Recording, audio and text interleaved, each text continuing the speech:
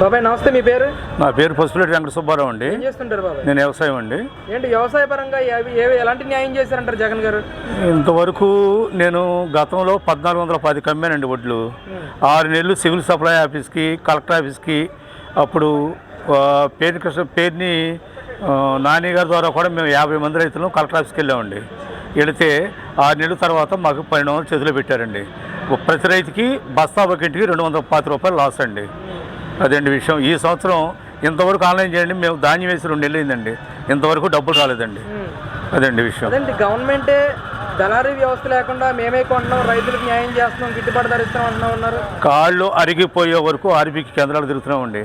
మా ఏఈఓ నిన్న సుందరి గారు కూడా నిన్నే చేశానండి ఫోను చేస్తే, ఇంతవరకు ఆన్లైన్ లేదు, వెళ్ళి మిల్లర్తో మాట్లాడుకోమంటున్నాండి. మిల్లర్ దగ్గరికి వెళ్ళి అయ్యా మరి నాకు క్యాష్ ఇవ్వండి అంటే వాడు ఇచ్చినంత మనం తీసుకోవాలి సార్. అది విషయం. ఏమండి అదేంటి మరి అసలు ఈ సిస్టమ్ అసలు సరిగ్గా వర్క్ అవ్వట్లేదు అంటారా? అసలు ఆర్బీకే పట్టించుకునే వాళ్ళు లేడండి, ఆర్బీలో పట్టించుకునే వాళ్ళు లేడు. నేను రీసెంట్గా కూడా మాట్లాడండి, ఆఖరికి నేను రాత్రి మాట్లాడండి, ఇన్పుట్ సబ్సిడీ వచ్చిందా సుందర గారు అంటే ఆయన మెసేజ్ పెట్టండి, మెసేజ్ కూడా మీకు చూపించమంటే చూపిస్తానండి. ఏమంటున్నారండి? ఏం మెసేజ్ ఇంకా అకౌంట్లో పడలేదు, ఎవరికన్నా పడితే నాకు మెసేజ్ పెట్టండి, 4 రోజుల దాకా, రేపు ఒక్కనాడు, ఇవాళ ఒక్కనాడు వర్కింగ్ డే, మళ్ళీ సోమవారం దాకా సెలవులు అని చెప్పని అన్నారండి. ఎప్పుడు భర్తీ చేయడం కూడా మాకే తెలియదండి. అసలు మేము అమ్మిన డబ్బు మాకు దిక్కుమొక్కలేదు బాబు. నేను రైతుని 2 ఎకరాలు ధాన్యం వేసా, నాకు ఇవాళ చేతిలో వాడుకుంటాను కూడా డబ్బులు లేని పరిస్థితి అయిపోయిందండి. రైతు పరిస్థితి అడుక్కునే పరిస్థితి వచ్చింది. రైతు పరిస్థితి ఆ మాట అనకూడదు కాబట్టి నేను అనలేదండి. అదండి విషయం. గతంలో మీకు అమ్ముకునే విధానం బాగుందా లేదంటే ఇప్పుడు బాగుందంటారా? ఏమండి, గతంలో మాకు కమిషనర్ బస్సులు కొనేవాళ్ళు అండి. మేము వెళ్ళేవాళ్ళం, వాళ్ళు కళ్ళంలోకి వచ్చేవాళ్ళు, కళ్ళంలో వచ్చి మా ధాన్యం చూసుకునేవాళ్ళు, మా ధాన్యం చూసుకుని ఇంత రేట్ అని చెప్పేవాళ్ళు అండి. రేట్ అని చెప్పి క్యాష్ కావాలంటే ఒక 5 రూపాయలు తక్కువ ఇచ్చి స్పాట్ ఇచ్చేసేవాళ్ళు. అది ఒకటి. రెండవది ఏంటంటే మాకు వ్యవసాయ నిమిత్తం వెళ్ళి బోస్ గారు మాకు ఒక 10,000 కావాలంటే 10,000 డబ్బులు ఇచ్చేవాళ్ళు. ఆయన డబ్బులు కట్టుకున్నాడు, 2 రూపాయలు వడ్డీ కట్టుకునేవాడు అండి. కట్టుకున్నా మాకు అవసరమైన డబ్బు వచ్చేది.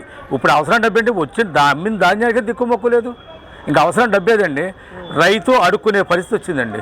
అదండి విషయం. మరి రైతు భరోసా కేంద్రాలు కానీ అలాగే రైతు భరోసా ఇస్తున్నాం అని చెప్పేసి కూడా మాట్లాడుతూ ఉన్నారు. ఏమండి, అవి ఉట్టి మాట్లాడండి. ఏ రైతు భరోసా సక్రమంగా ఉందో మీరు ప్రెస్కి వెళ్ళి మీరు అసలు మామూలుగా సైలెంట్కి వెళ్ళి అబ్జర్వ్ చేయండి.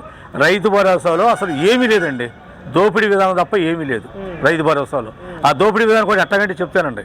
నేను ధాన్యం తీసుకెళ్ళా రైతు భరోసాకి, తీసుకెళ్ళినాక నాకు 1200 అంటారు. 1200 కొని వాళ్ళు ఒక 4-3 ఉన్నారండి, వాళ్ళు 1500 బిల్ చేసుకుంటారు, 300 అడుగుతున్నారు, రైతు 1200 వస్తున్నాయి. దీన్ని ఎట్లా అరికట్టాలో కూడా మాకు అర్థం కావట్లేదండి. అదండి విషయం. అంటే ఇప్పుడే దళారీ వ్యవస్థ వచ్చిందంటారా? అవునండి.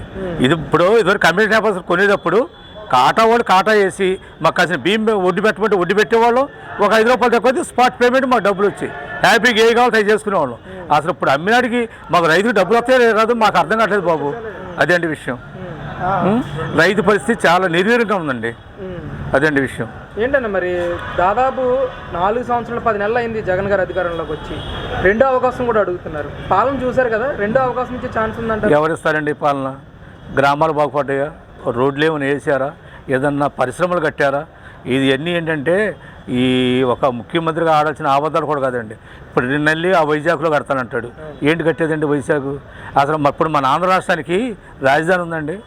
అసలు రాజధాని ఏంటంటే ఏం చెప్తామండి? మాది గన్నవరం అని చెప్తాం, అందుకని చేసేది ఏం లేదు కదండి. అదండి విషయం. అంటే రాజధాని అవసరం ఏముంది? ప్రతి ఊరికి సచివాలయం, వాలంటీర్ వ్యవస్థను తీసుకొచ్చాం, ప్రతి ఊరిని ఒక రాజధానిలో తయారు చేసాం. ఏమండి, వాలంటీర్ వ్యవస్థ నంబర్ 1 ఏంటంటే పింఛన్ ఇవ్వడానికి నంబర్ 1 అండి. తర్వాత వాలంటీర్ వ్యవస్థ ఏదైనా కాగితాలు పని ఉంటే మేమే చేసుకోవాలి, మేమే ఆర్ఐ దగ్గరికి వెళ్ళాలి, మేమే కాగితాలు రాపించుకోవాలి, మేమే మళ్ళీ అక్కడ పెట్టుంటుందండి ఎంఆర్ ఆఫీస్కి, మేమే వేసుకోవాలి. ఇంకా వాలంటీర్ వ్యవస్థ దేనికండి? దేనికి సార్ అది విషయం?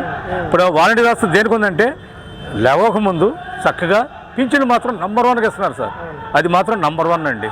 ఇంకా అంతగానే మేమేం చేయమండి. అదేంటి విషయం. గ్రామాల పరిస్థితి ఏంటండి? ఏమన్నా అభివృద్ధి జరిగింది? ఏమీ జరగలేదండి. ఎక్కడ గ్రామాలు ఎక్కడేసిన కొంగడు అక్కడే ఉన్నాయండి. ఎటువంటి అభివృద్ధి లేదండి, ఎటువంటి పురోగతి కూడా లేదండి. అదండి విషయం. మరి 2 నెలల్లోనే 40 రోజుల్లోనే ఎలక్షన్ రాబోతోంది. అసలు ఎలక్షన్లు ఎప్పుడు వస్తాయా, ఎప్పుడు ఓడించాలని చెప్పి ప్రతి గ్రామాల్లో కంకణ కట్టుకుని ఉన్నారండి. అదండి విషయం. ఎందుకంటే ఇంత వ్యతిరేకత వచ్చింది జగన్ గారు? ఏమండి వ్యతిరేకత అంటే ఏదైనా అభివృద్ధి చేస్తే ఇప్పుడు మంచోడిని ఎవరైనా గౌరవిస్తారు కదా సార్. అది విషయం. అభివృద్ధి లేదు, డెవలప్ లేదు. మరి విద్యార్థులు చదువుకుని ఉన్నారు, నిరుద్యోగ అభివృద్ధితో ఎంత ఇబ్బంది పడుతున్నారండి. అదండి విషయం. మరేంటి బాబాయ్ టీడీపీ జనసేన పొత్తుని ఎంతవరకు స్వాగతిస్తారంటారు? చాలా బాగుందండి.